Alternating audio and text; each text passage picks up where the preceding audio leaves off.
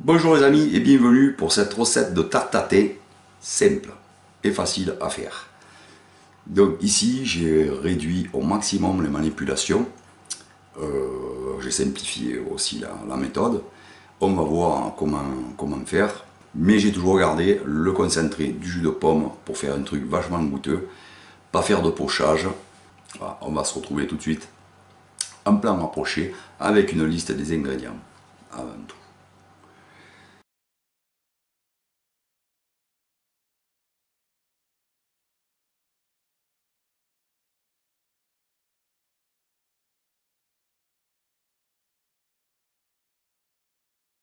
Alors, première étape, ici j'ai un moule à génoise, classique.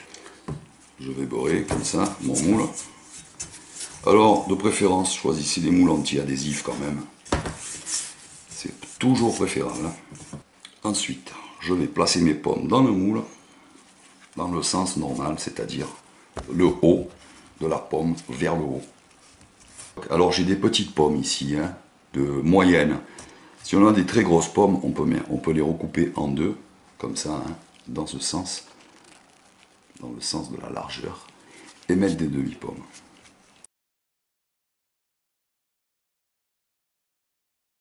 Alors une fois vos pommes épluchées, pensez surtout à bien retirer toutes les parties non consommables, qui ne cuisent pas en plus, ou très mal, qui restent béton. Les extrémités, le cœur sont trop creusés.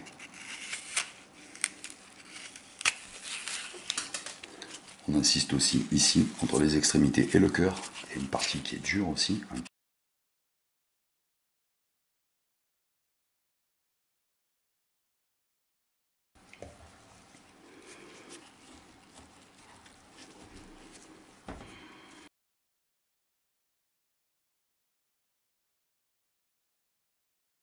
Ensuite, je vais mettre un quartier comme ça. Il faut que ce soit bien, les pommes soient bien serrées toujours. On met des quartiers comme ça, tout le tour, au besoin, même au centre, c'est pas grave. Après, on ne voit pas tout ça. On serre les rangs au maximum.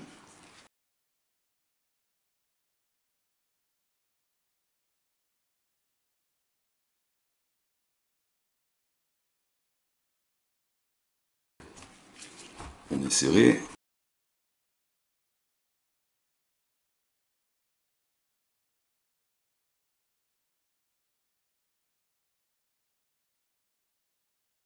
On va verser 4 à 5 centilitres d'eau, vraiment un peu d'eau quoi, 4-5 centilitres, ça suffit pour aider les pommes à libérer leur eau. On va couvrir avec un papier alu.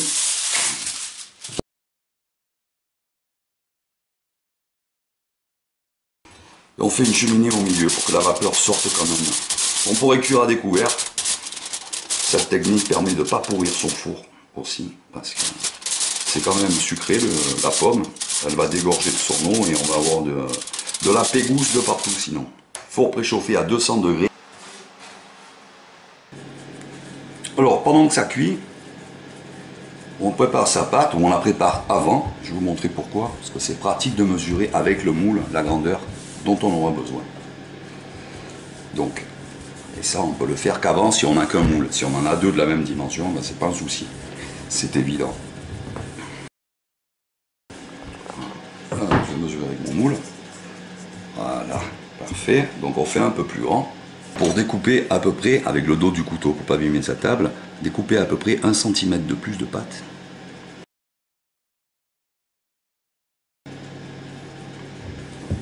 On reprend son rouleau, on va enrouler la pâte autour, tout simplement.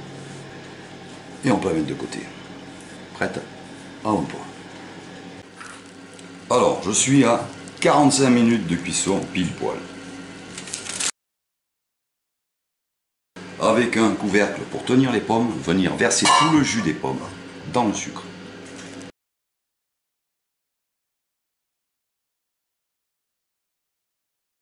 On va mettre le beurre dans le mélange sucre-pomme.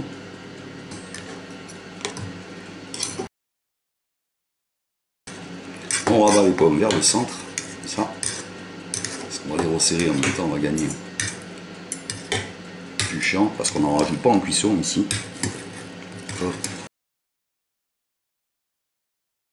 On pousse, on n'hésite pas. Vers l'intérieur, on rentre un peu les pommes.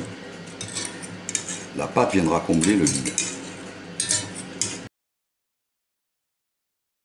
On va laisser les pommes couvertes pour l'instant.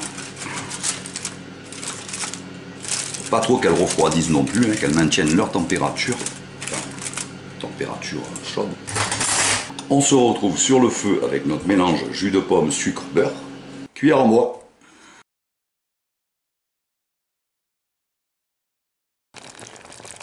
Voilà, quand ça arrive à ébullition, tout simplement, on a un mélange épais et mousseux. Et bien on va attendre qu'il change de couleur, tout simplement, qu'il vire au caramel.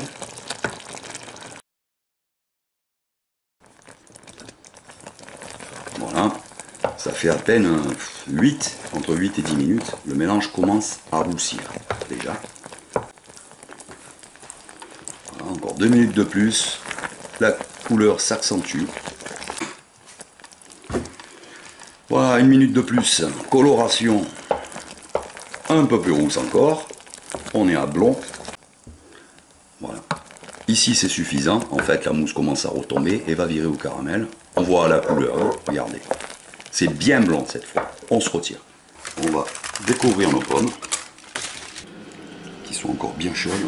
On va verser par-dessus le mélange.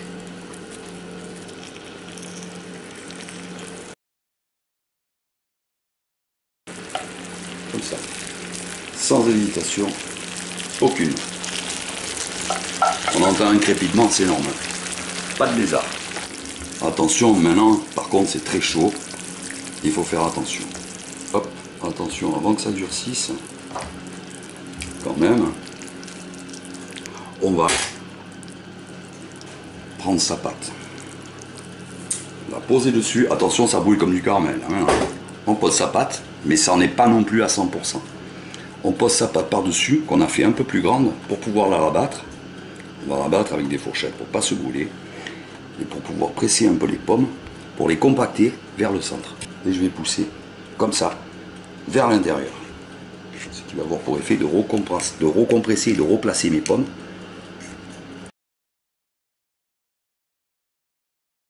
On va juste pour cette méthode faire une petite cheminée au milieu, comme ça, histoire que l'air puisse passer, uniquement, c'est tout. Et on va remettre ça 20 à 30 minutes, histoire que la pâte cuise. En faisant une pâte épaisse, ça permet de laisser plus longtemps pour caraméliser aussi. Voilà, si elle est fine, elle va hyper vite cuire, et le temps nécessaire, il n'est pas très bon. Allez, on y va. Voilà, on est à 25 minutes, on voit que le caramel a repris sa course depuis déjà un bon moment. Le peu d'eau qui restait dans les pommes, parce qu'il en reste toujours un petit peu, a redilué le caramel, lui a permis de repartir en cuisson sans brûler.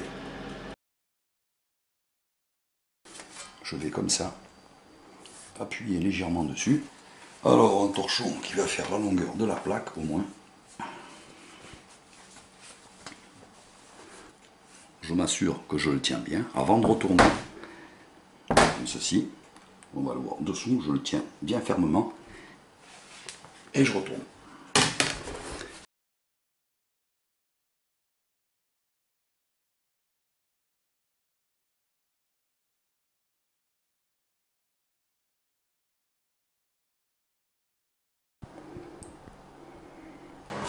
Alors, n'essayez pas de la prendre et de la lever, vous la faites glisser simplement.